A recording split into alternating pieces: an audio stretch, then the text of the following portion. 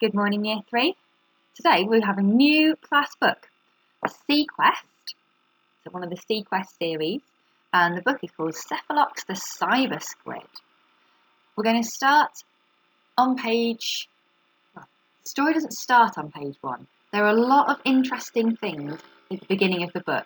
There's a map that you can look at, and there's a little log entry from 10 years earlier. But we're going to start on page 9 on chapter 1 and read up to page 18. Chapter 1, Beneath the Waves. Rivet's iron head rose from the waves, water streaming off his snout.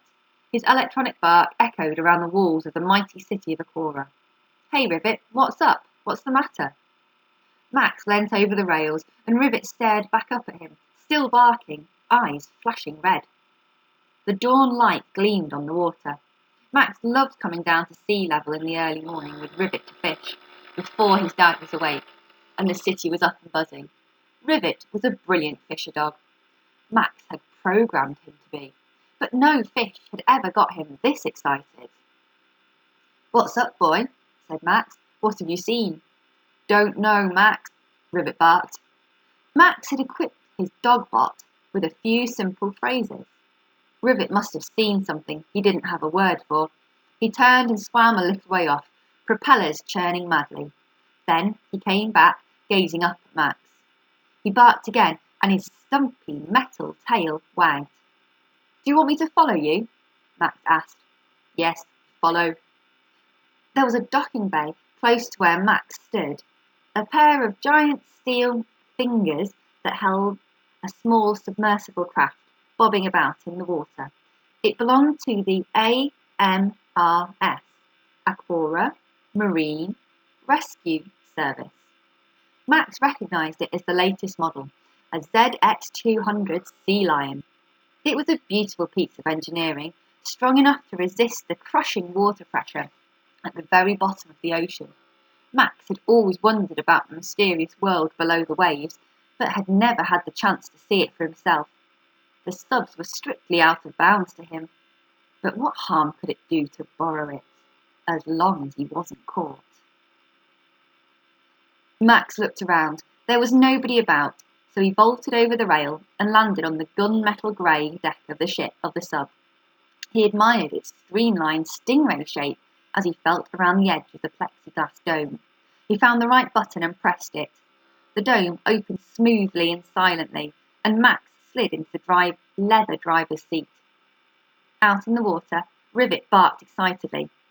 Hang on, Riv. Just let me start this up. A marine rescue officer would use an electronic card to activate the craft. Max didn't have one, but that wasn't going to stop him. He switched on the sub's computer, and the screen glowed green. It wanted a password. No surprise there. Max found the control panel for the password system.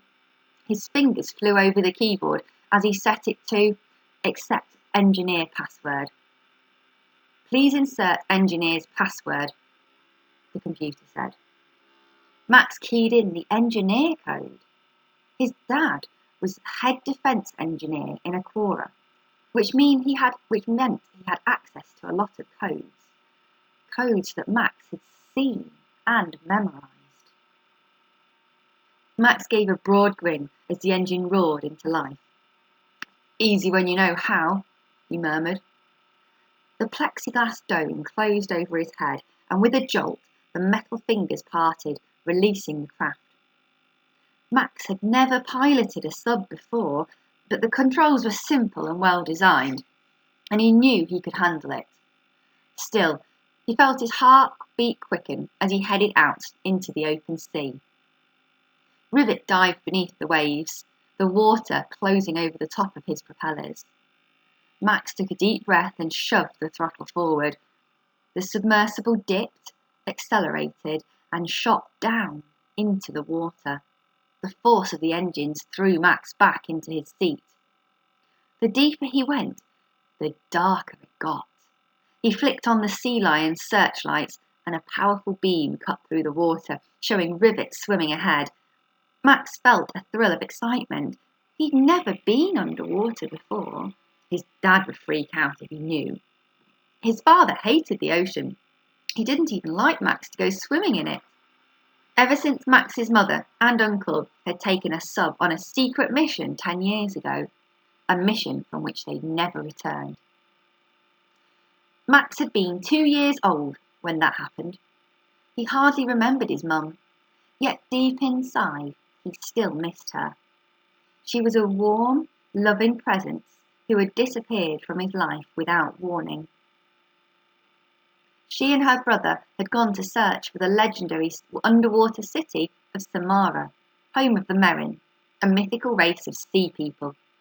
At least, most people believed they were mythical because no one had ever seen them.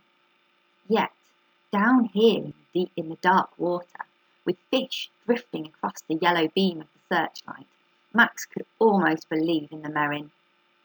The ocean was so vast and deep. Who says they're not real, he thought. Who can say for sure what lives down here? He shivered. If the stories about the Merin were true, he didn't want to meet them. It was said that they had strange and dangerous powers. They hated humans and wanted to harm and enslave them. Max remembered his old nanny saying to him, "If you don't behave, the Merin will come and get you."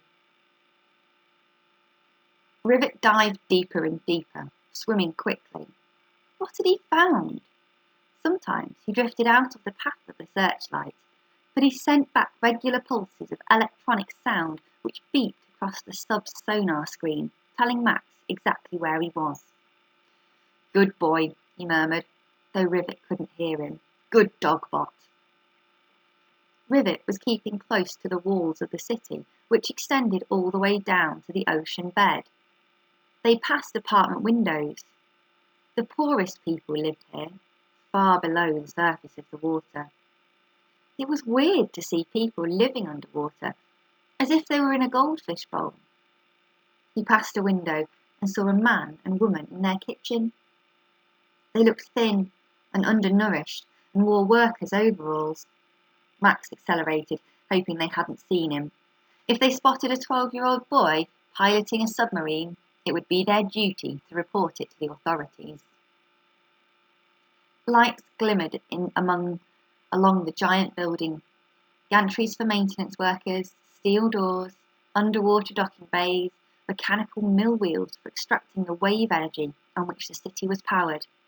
It's amazing we built all this, Max thought. And we'll stop there. Time for some questions. We'll find out what Max and his little robot dog have found later on tomorrow, Monday. Time for some questions. Who is Rivet? How did Max know the code for the submarine? He wasn't supposed to, but how did he know it anyway? Number 3, who are the Merin? And number 4, draw one of the characters from the book. You can label it with their name.